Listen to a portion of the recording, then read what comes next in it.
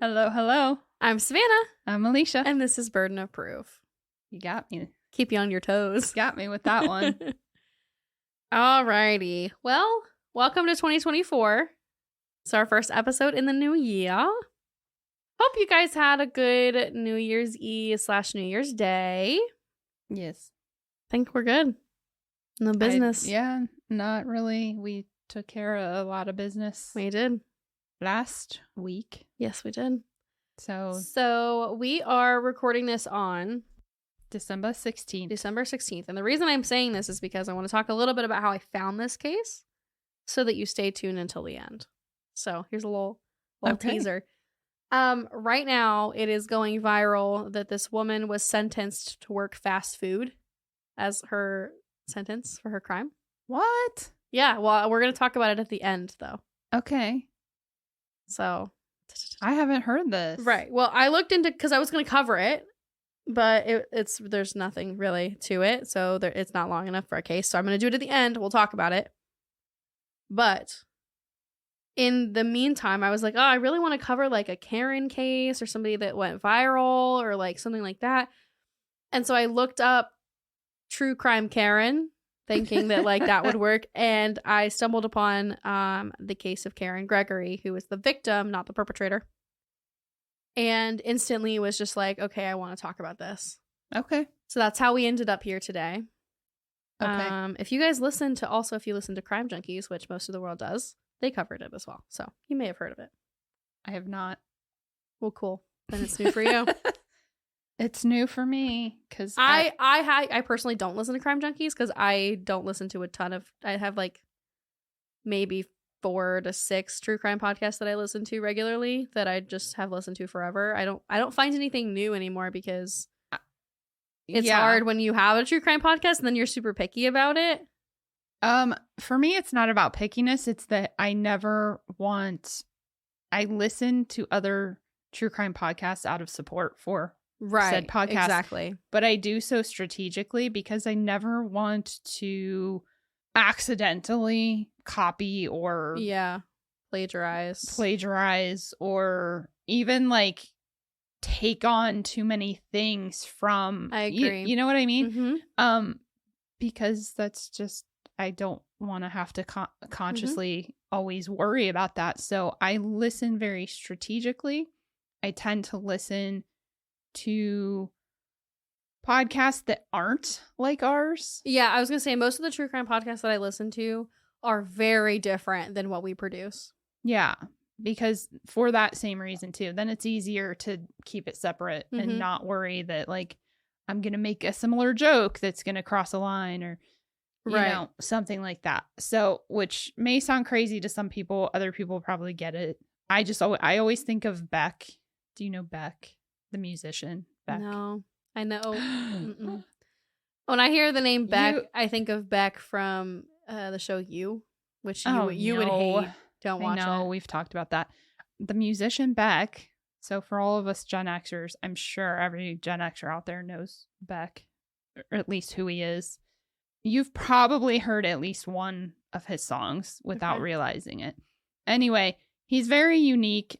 He's a bit of an eccentric person, but I remember hearing an interview with him once. Of course, musicians, they always ask the question, what other musicians inspire you?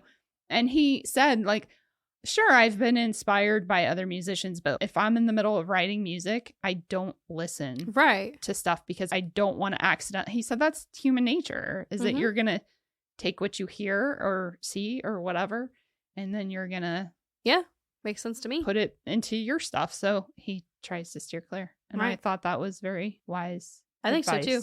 I do that, especially with cases that I'm working on. I try not to. And if I do, it's a podcast that I know well enough to know what I will take and what I won't take and what's inside jokes and what's not, and you know, that sort of thing. Yeah. But normally what I did do something different with this case. Normally I watch some sort of like news coverage or documentary or like any sort of visual media that I can find. And this case I actually researched only by written media. So only articles or opinion pieces or that sort of thing. That's just the way that the cookie crumbled on this one. Yeah. everywhere I was researching, I wasn't able to, or didn't have headphones, or I was traveling, or I was in an airport, so I'm not going to play it out loud. And, anyway, so. You told me that you were recently at the airport and heard somebody playing a true crime podcast out loud. I did. So it was a worker at an airport shop, and she was listening to some sort of case coverage on something. And I said, "What are you listening to over there?" And she was telling me, and I said, "Well, I have a recommendation for you." And I did not tell her it was me. So if you're listening, shout out to you. You made it here. It was me. I self-wrecked and didn't tell you that I was self-wrecking because I got nervous. I also don't want to put any pressure on somebody. Like, I don't. Yeah. If you're not, I don't like talking about it either. We're so famous. I don't. The media can't contain it. No, I'm just kidding. It was fun. Yeah, I just struggle to even share it on social media. For some reason, it doesn't. Well, I think it's because I'm a Gen Z. It doesn't really bother me on social media because social media is fake anyway. It's fine. Nobody thinks anything of it when I'm promoting on social media, but in person, I get a little weird. Like my boss, she'll go anytime anybody mentions something about crime, she's all over. She's like, she has a true crime podcast with her friend, and it is so good. And I love her for that. That's awesome. Yeah. But it always makes me just like really blushy and like, okay, I'm sorry. I'm sorry. Like you have to apologize. Yeah. That's a Midwest thing. You don't need to apologize. I'm not from the Midwest. I know. That's what I mean. Oh. Is that maybe you're more Midwest than you think? Maybe. But I'm also pretty Southern. Do you say ope? No, but Nicholas does. I love it. Okay. Well, I've been procrastinating because this case is gross. All right. So Karen Gregory was 36 when she was killed, originally born in New York before moving to Pinellas County, Florida. She lived in St. Petersburg for a while. And then she had been an elementary school art teacher, a potter, and a bartender when she met David. David was a therapist, and Karen actually asked him out, and her friend said that they instantly had a connection. So nobody was shocked that they decided to move in together. So she was living with her friend Anita at the time, and she had begun the process, or was like mostly finished with the process of moving all of her stuff from her old apartment to the new home where she and David would live in Gulfport, which is like 9 hours from us, for your information. Yeah. It's in the upper left. The upper left of the Florida, like, whoop. It's in the upper left. It's in the panhandle? Is that the... Yes. To answer your question, yes. I'm going to... Okay, you can cut this out. It's like a panhandle. You can cut this out. Because I thought that we were in the panhandle. Like that the bottom bit was the panhandle and then the States was the pan? No. Okay, it's the top bit. It's that little strip that jets out underneath, like, or underneath. Now I'm talking like you. That's south of like Alabama or whatever. Yeah, that's why that's is the that panhandle. the panhandle? It should be like pot handle, like the pot. Yeah, this is dumb. Okay, so yeah, it's on the left, top left, and then the panhandle. Whatever. Stupid geography. So she had an art degree, and she was actually a graphic designer. She just gotten this new job in her new time. This is a time of new stuff for Karen. Okay. On May 22nd, 1984, David was out of town for a speaking engagement. He was in Rhode Island at the time. And Karen went out to dinner with a girlfriend. She got home sometime between midnight and 1 a.m.-ish, right? Which it was so weird reading this case because I was like, that is like when I come home from going out with my girlfriends. When we just go to dinner and stuff. And then I think they actually just had dinner at her friend's house and they sat and talked for hours and hours. Yeah. And then you come home and it's really late and the house is dark. And it was weird because when I wrote this case, like this part of it, I was at home after going out with a girlfriend. I was very paranoid the rest of the night. Well, okay. I got to hear what else happens before I make any assessments on that. So she gets home, she goes inside, and around 1:15, over 15 neighbors in the area heard a scream. However, nobody reported it in the moment. Oh. Included in these neighbors is the unofficial leader of a very active neighborhood watch. His name is George Lewis. He was home with his girlfriend, and their house sat diagonal or like catty-cornered from David and Karen's house. Okay. According to George, he was working in his garage with the door open and the radio on. He said he heard the scream and even described it as a faint scream. Well, yeah, that'd probably sound faint to him with stuff. He's Yeah, working I mean, he's and the just radio across the on. street, right? And yeah. So he didn't do anything. He was a fireman and a trusted member of their community, and so he didn't think it was anything worth calling the police about. And I'll be honest, I hear screams in my neighborhood sometimes, but there's kids in my neighborhood, and sometimes they're loud and they're rowdy. And I will say I don't have it at 1 o'clock in the morning. It's always during the day. Yeah, I think that makes the difference is the circumstances. Right. Well, on the next day, on the 23rd, another neighbor named Martha noticed that one of the back/side doors of their home was like open slightly. It was a strange door. I don't remember what they're called, but it's like the whole thing is made of like blind glass paneling, like how window blinds are. So you can open and close them to see out. Yes. Yeah. Starts with a J. The door type starts with a J. Yeah, but I know what you're talking about. And right. It's the same type of windows that they were very popular in like the 50s and 60s, I think, for sunrooms. Right, They'd have exactly. those same type of windows. Exactly. Yeah. Okay. So they had some of those. And so some of the ones on the bottom were broken and the door was kind of open. And she thought that was weird. But like, it's not her business. And so she just noted it and went on with her day. Yeah. And so a little while after that, closer to like dinner time, she noticed a man arriving at the home and he knocked on the door and nobody answered. And so he left a note on David's car. Later, the police would find this note and it read, Karen and David, hello, stopped by around 7:15 or so, but saw no signs of life. Many to do tonight, so I probably won't be back, but I have something you wanted. We'll be home not too late. End quote. Signed, Peter. That's potentially like yeah. Just weird. I mean, the no sign of life thing is really creepy. For sure. Yeah. Right. So at this point, it's like late in the day on the 23rd, and David had been trying to reach Karen for quite some time, but to no avail. So in the morning on Thursday the 24th, he tries to call her workplace, and her boss is just like, no, she didn't come in yesterday, and she hasn't come in this morning.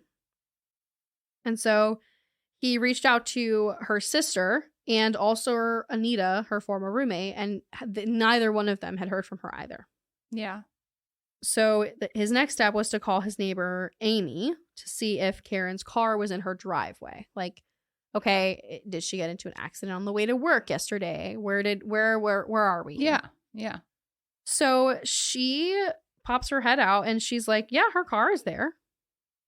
And so I don't know if he asked or she offered, but either way, Amy was going to go check and see if Karen was inside the house. Yeah.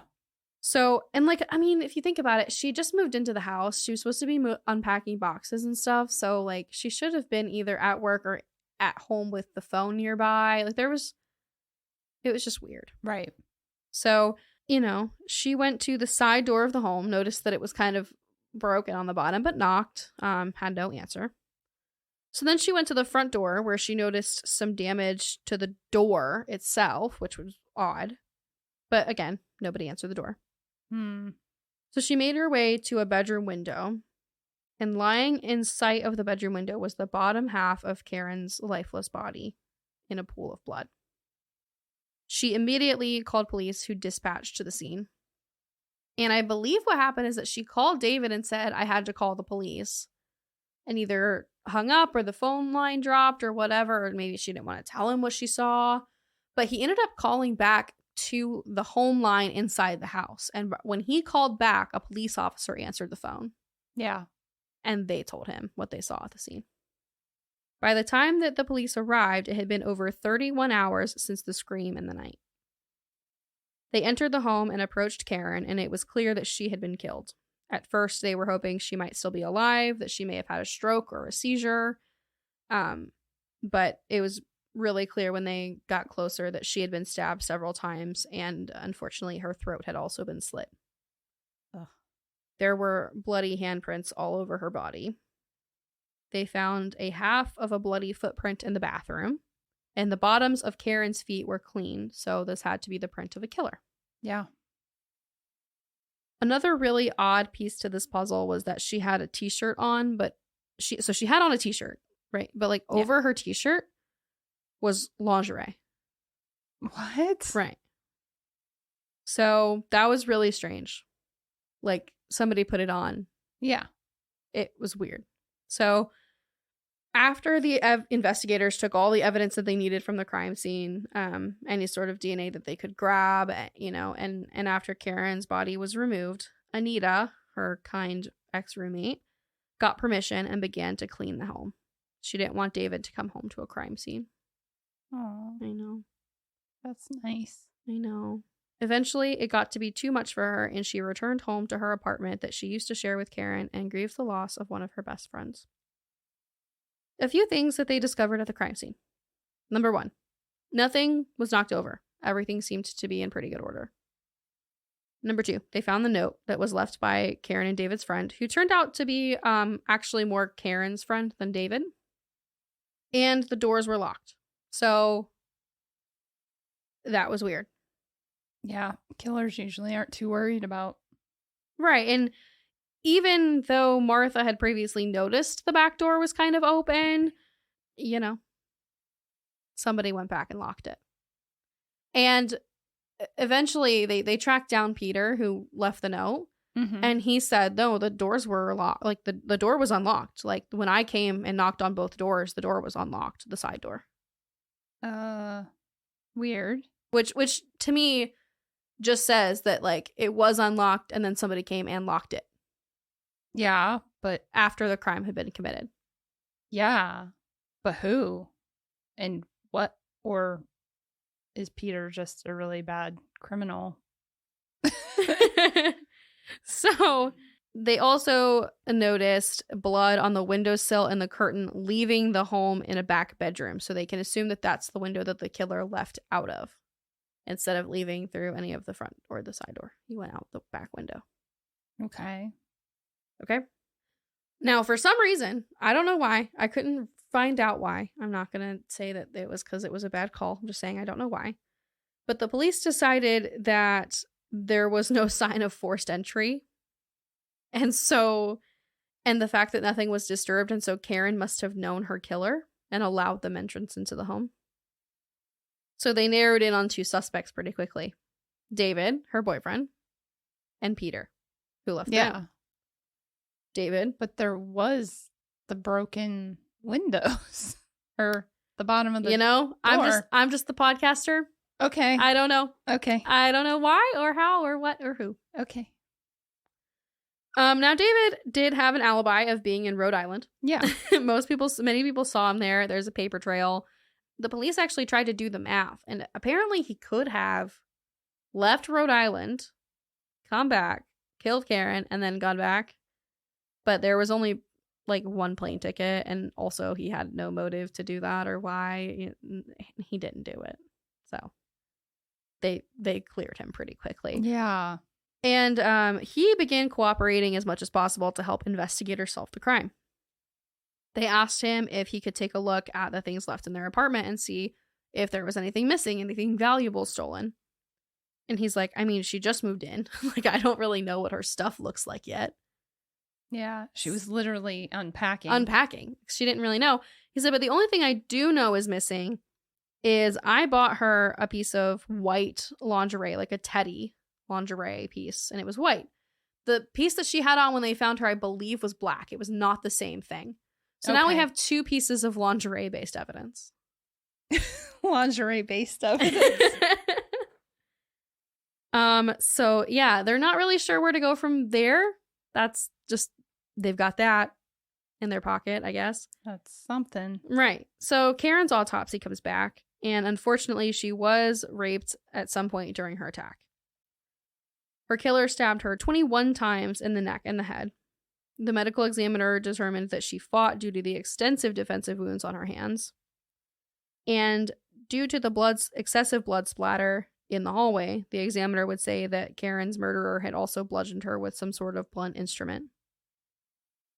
A rape kit did find DNA during the autopsy, but it was unusable. And even if it was usable, it was too long, like too far. Yeah. It wouldn't have mattered. So the investigators and forensics look at the crime scene, and they're able to create sort of a makeshift timeline of events that they think happened. So this is what the investigators think occurred. Okay. They think that whoever assaulted Karen came through her back bedroom window and began to rape her.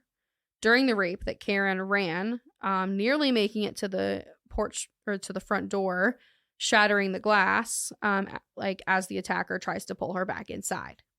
Oh, okay. They think that once he got her fully back in the home, he continued to assault her in the hallway before stabbing her and bashing her in the head. And the final thing would have been to slit her throat. Gotcha. The handprint found on her body, there were a couple, but the main one was also deemed unusable because of how long her body had sat in the Florida humidity. The blood, like the ridges of a fingerprint in blood were damaged because of how humid the air is. So it wasn't readable. Yeah. Big sad.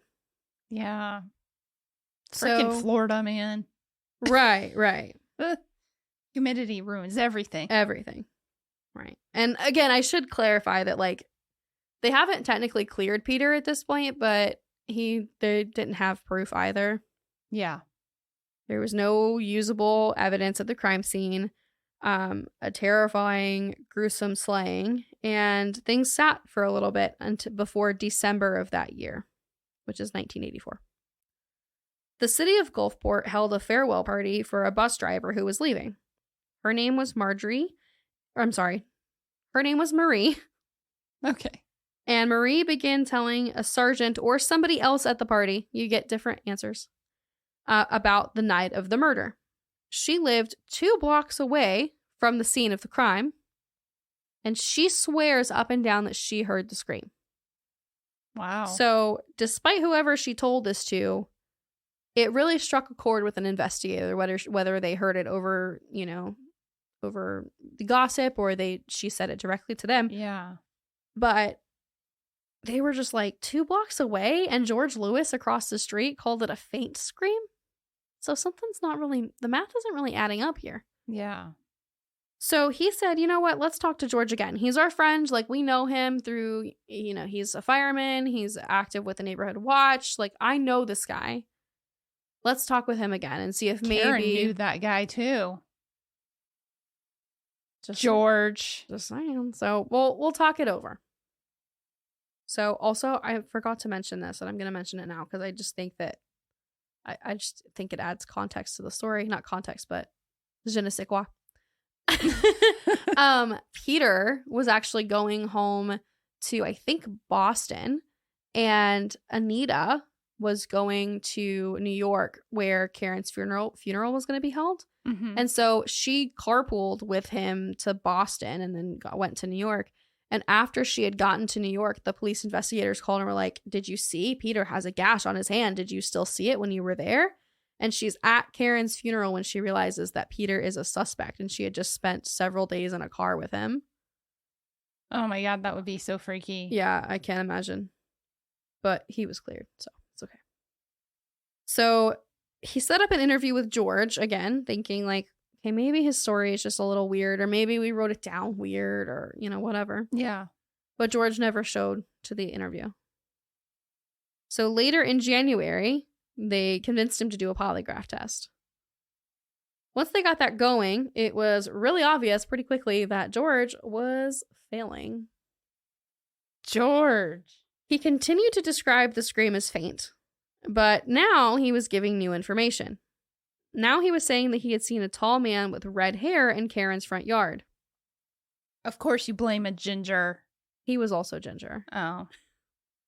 Like strawberry blondish ginger. Why would you describe yourself going I don't know. And he said, they were like, hey, dude, you didn't mention that before. Why? And he said, the guy knew where I lived. I was scared. I didn't say anything. So they were like, yeah, this isn't right. So they were like, okay, let's test your night vision. Let's see what you can really see from your garage at night. And so that's what they do. They go back to his house and they set up a little fake test, and he can't identify anything from where he was. He couldn't have seen anybody or Yeah. saying that they had red hair or anything like that. So they were basically like, so either you're lying or there was no man. Or I was going to say, isn't that the same thing? no, well, He's I mean, lying. yes, or he's misremembering, Yeah. right? Yeah. Or he was closer to Karen's house than he said he was. Yeah. There were also some other conflicting statements that came out, including that he had said that he had actually not met Karen until she moved in. And then he said that he had actually he hadn't seen Karen that day at all. But then later he was like, well, I did see her washing dishes in her kitchen window. Why are you looking in her kitchen window, George? You're asking all the right questions. You just don't even know it yet. So his name was Sergeant Tosi. He continued to investigate and meet with George. And as he did, the stories kept changing. And eyewitness statements tend to change, but this was all just really shady.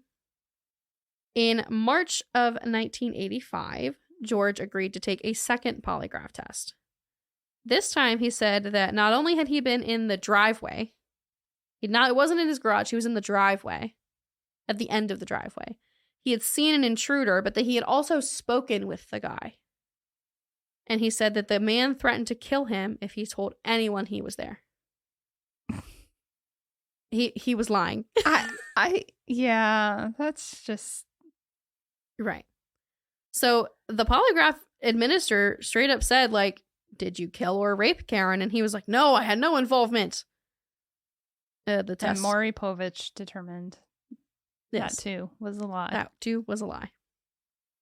Right. So I'm not sure where this fits into the timeline of the investigation, but at some point, the investigators start asking their neighbors if they've seen a red-headed prowler or creeper in their neighborhood. Because apparently there's this red-headed man in her yard. And they were all like, yeah, it's our neighbor George. Several of the women were like, yeah, there is. And then when they showed them pictures, they were like, it's George. The captain of our neighborhood watch is a peeping Tom. Oh my God. He was watching women in their houses. And they all knew they didn't, it? No, they didn't know it was they him. They pieced it together once his picture was right, in this exactly. lineup. Okay. They didn't know, and they had all brought it to him and said, like, there's, because he's like the unofficial leader of the neighborhood watch. And so they're like, oh my gosh, George, there's somebody peeping in our windows. And he's like, I'll take care of it by looking in your window. Oh my God. I know. That's so... George is also, I haven't even said this, but George is 22 years old at the time of the crime. He a youngin'. I don't know why. I just expected him to be older. I didn't know he was that young until, like, I was halfway through researching. He was young. Wow. So, yeah. Now we have a new piece of evidence. When all of this kind of starts coming together and they're like, oh crap, this guy that we thought was our friend is really looking like he's really suspicious here. Somehow they got a copy of a footprint. I don't know how they got it, and that is important, but I don't know. Okay. Interesting. And they tested it against the partial footprint that they had from the crime scene. Yeah. And it was a match. It was a good match. There were 30 points matched. Wow. It was no doubt it was his footprint. But don't you worry. He has a story to explain why there was a bloody footprint in the bathroom that matched his foot. Now he did go into the house. He went to investigate after hearing the scream, and he saw Karen lying in the hallway floor. But he only wanted to help her. And when he got close enough to see that her throat had been slit, he panicked and ran into the bathroom. And then left. And then he's the one that locked the door behind him. Well, no, because the locked door didn't come into play until a day and a half later. It was still unlocked on the 23rd. Oh, yeah, that's right. So we really don't have answers. He went back to lock the door to right. just be a good neighbor. He's just being a good neighborhood crime watch person. He's just trying to do his job. Making sure there's no burglaries, even though he's already seen her slain body. Yeah. I mean, he's just trying to keep her body safe until the boyfriend comes back. Right. So remember me saying that he said until he got close enough to see her throat was slit? Well, I don't like where that's going. That information wasn't public. Of course. So even if his story were to be believed, they were like, liar, liar, pants on fire. Your butt burns. Get in the slammer. Yeah. Yep. So, yep. Yep. Wow. Mm-hmm.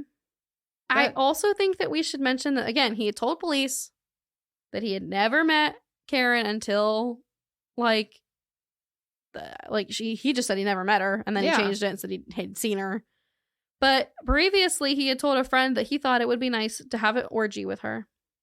And David always thought that George kind of liked her. So they'd met, for sure. That's clearly, if you're fantasizing about having group sex with somebody, you've met them. I would hope. You've at least been in the same room with them. I would hope. Up close. I would hope. If not. Yeah, but you're also peeping Tom, so who knows? So who knows?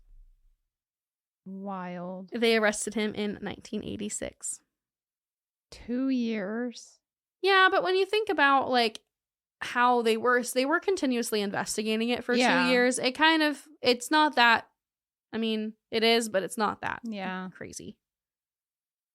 Because I did see that a lot of the coverage of this case for the local coverage, they were like, it took 2 years to arrest him. And I'm like, yeah, but you're not realizing that they are giving him polygraph tests. They gave him 2 over the span of 6 months, and they're talking with him, and they had to track down Peter and clear Peter's alibis. And so true.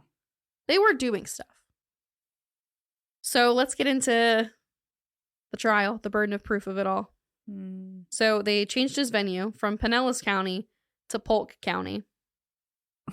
Good old Polk County. Good old Polk County. And if those of you who don't live in Florida, anytime I hear about Polk County, I think about Sheriff Grady Judd, it was not him in the 80s, I don't think, but he is the current sheriff of Polk County. And here's a quote.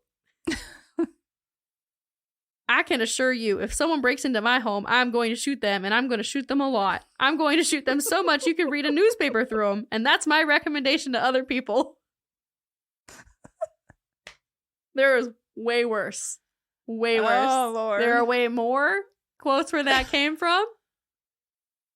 But Lord. That is where we are. Florida is the Wild West. So, yeah. God, I don't even know what to say. My husband sometimes has to work in Polk County. And I'm always like, please be careful. Yeah. Every time I drive through Polk County, I'm like, okay, what's the speed limit? Okay, what's the speed limit? In fact, I recently said that to him. He found in the parking lot of a restaurant where he went to have lunch in, I believe, Bartow.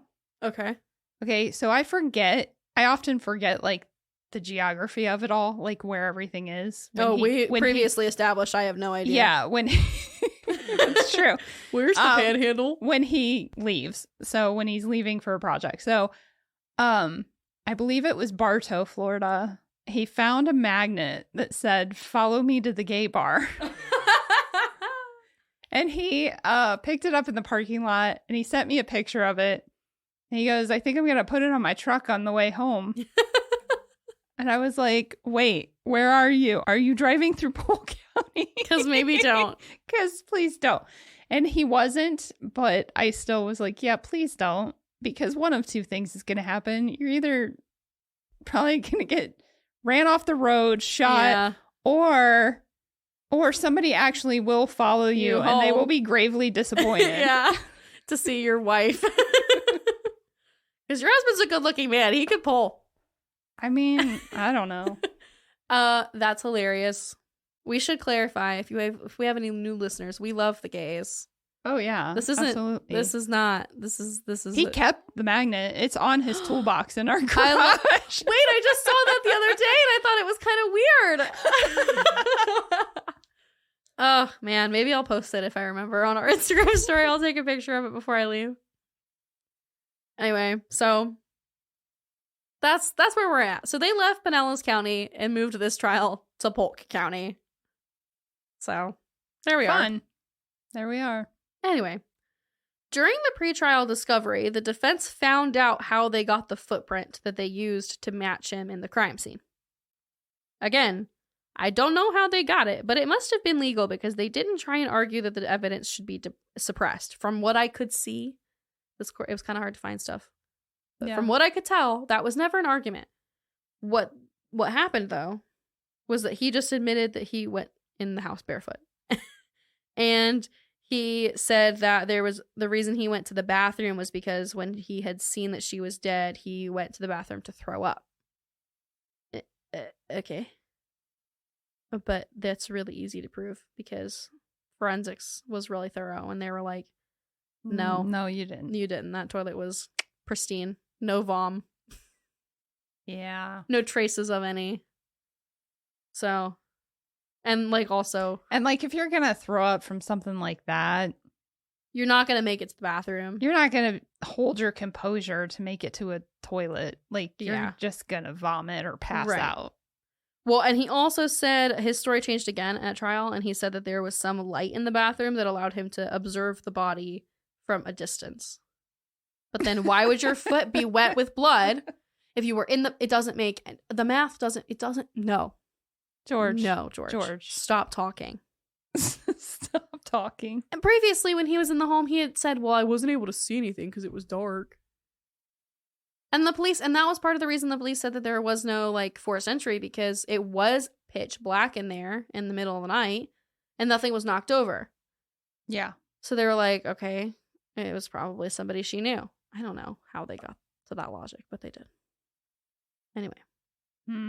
There were a couple witnesses in the trial, and the one that I think is the most interesting is a young woman named Tanya Dishone, or Dishone. Okay. Like I said, I didn't have any audio or visual media. Yeah, to know. So, anyway. This was a former neighbor of Karen and of George's, because they all lived in the same area. Yeah. According to Tanya, in 1984, she was 17, and she was involved in a sexual relationship with George, who was 22 and had gotten married right after the crime was committed. So his girlfriend that he was living with, her name was Glenda, they got married right after. So he was having an affair with a 17-year-old in his neighborhood. Wow. Okay. Now, I should say I am 21. I will be 22 in 4 months. I cannot imagine. Well, no. Don't get me started. I know we shouldn't start about age differences with Alicia, but I'm just saying, I don't want to hear anybody say, well, he was only 22. No. That is disgusting. But he was 22. He wasn't a 22-year-old living with his parents. He was a 22-year-old firefighter living in his own place with a wife, girlfriend. With a wife. And then got married. Yes. Right. That's a whole different ballgame than a 22-year-old that's never left their parents' house. That's just like a college student or something like that. I am a 21-year-old who lives with my fiance. I've been on my own for a year now. Gross. For Tanya's birthday in the summer of 1984, George gave her a white lingerie outfit. Identical. Oh, gross. Identical to the one taken from Karen's crime scene. It was too big. It was too big for Tanya. Yeah, because she's a girl. Right. But it was the right size to fit Karen.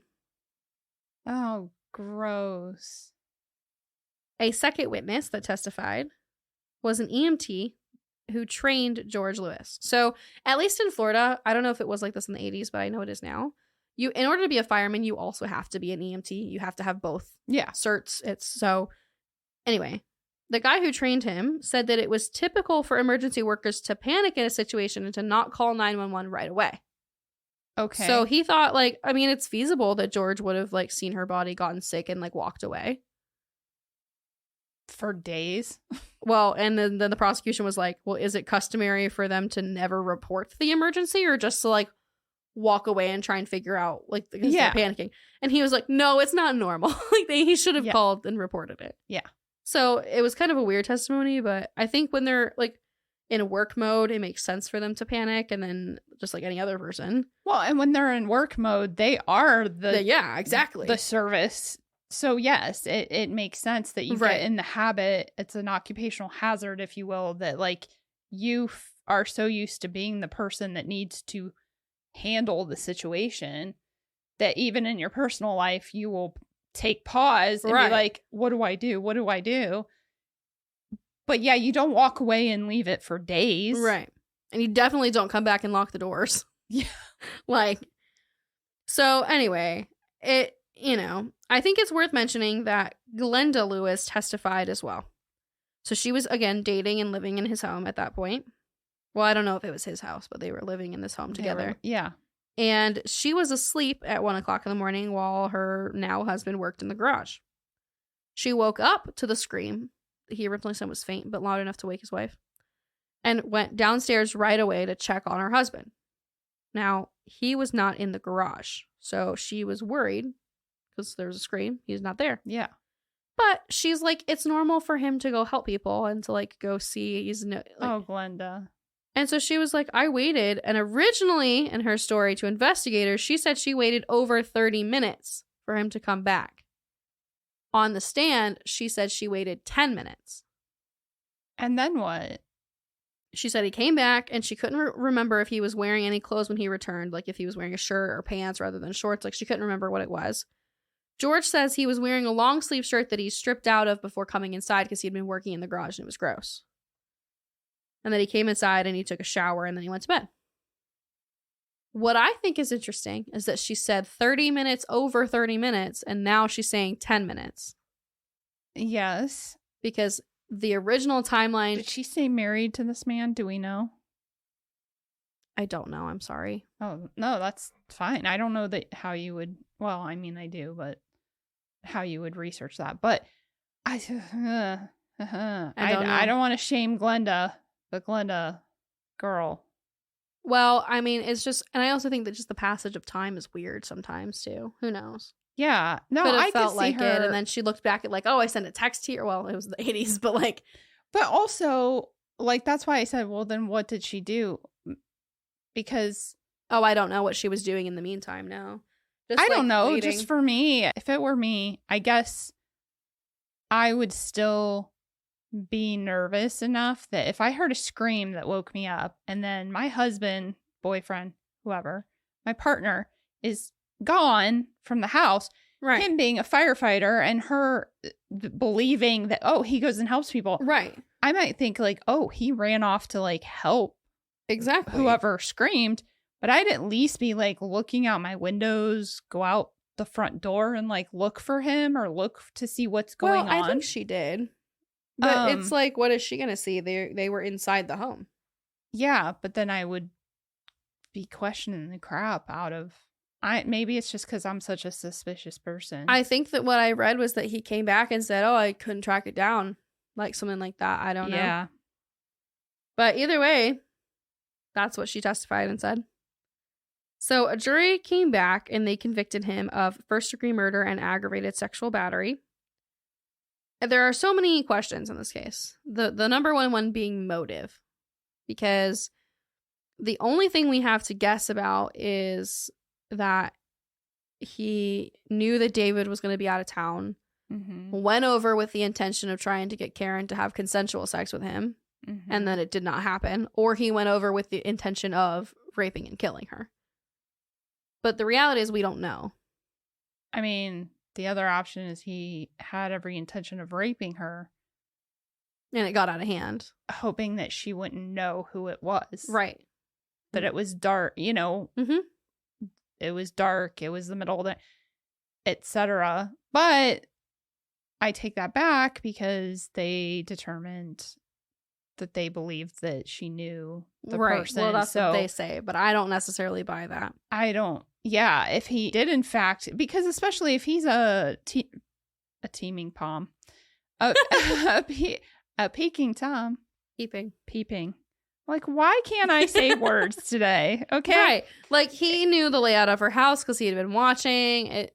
And if he's been there before or done, he could have done anything. How often do people check their windows? Right. And if he's been in the house, he could have unlocked a window and been like, yeah, then I'll go see if it's like, I'm just saying. There's just not a lot of answers. There's ways that he could have gotten in. And then if he started to attack her, rape her, and then she figured out that it was him. Mm-hmm. Maybe his intention originally was not to kill her, but it turned out that way because then he panicked thinking, well, I can't have you Right. telling people it's me. I'm with you. I'm tracking. Crazy. Unfortunately, he still maintains his innocence and is actively working on trying to get out of prison. His appeal didn't go anywhere, but that did not stop him from trying. Some people really believe that he did not have enough evidence to be convicted. For a while, he was working with the Innocence Project. I am not sure if he still is. Oh, I thought that was interesting too, because it's hard for me to think that they would work with him, because to me, the evidence looks really straightforward. So then I start to question, like, is there stuff we don't know? Yeah. It's really hard to tell. There's not a ton of coverage on this case. A lot of it is local coverage and not, it's an interesting one, but I feel that he is guilty at this point. He was convicted. And I hope for the sake of Karen's family that they feel closure and that they feel comfortable in the verdict. That's all I'm going to say. Sorry, I'm like trying to replay all the evidence that you talked Right. about. So The footprint, the weird lingerie situation, the strange stories, all the failed polygraphs, the different evidence. I mean, the different timelines, How the do you different stories.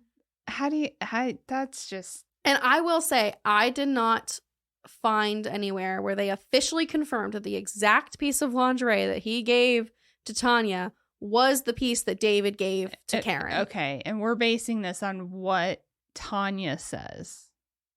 And I think there was somebody else who corroborated her story that she got it from him. Okay. And that it was too big for her and that it looked used. That there were not tags on it or something. Gotcha.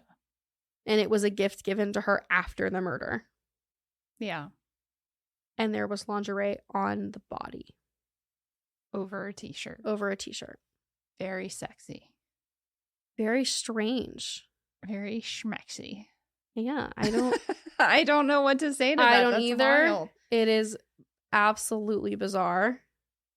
But if you made it to this point in the episode, leave us a paint palette for our girl Karen, who was super artistic, and you'll be entered in to be on Sunday Shoutouts. Okay. Yes. Cool.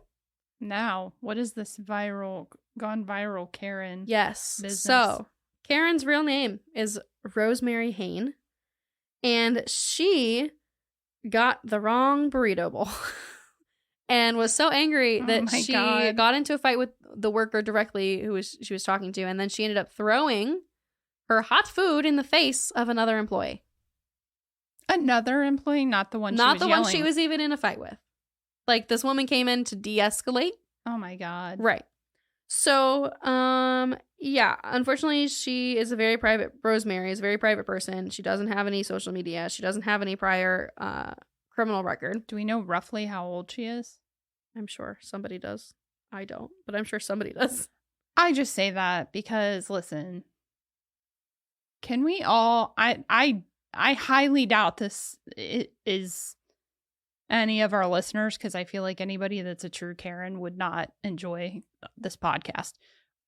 But for the love of everything holy, can y'all stop? I am basically middle-aged white woman. Yeah, I don't know who is terrified to complain about legitimate things because, I notice when I go out, and my kids notice when I go out places with my children to eat or to stores or whatever, and I am even remotely irritated because of a legitimate thing, but I'm still polite and courteous and I ask for it to be remedied.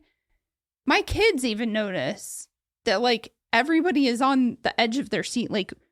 Oh no, she's going to yell. Oh no, she's going to. Right.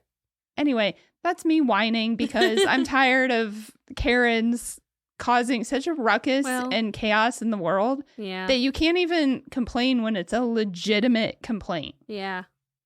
Well, she was 39, so all right. I found the answer for I gave you the time. And would you like to guess what state this occurred in? Florida. Nope, guess again. Texas. Nope. Oh, dang. Ohio. Oh, my home state. It was in Parma.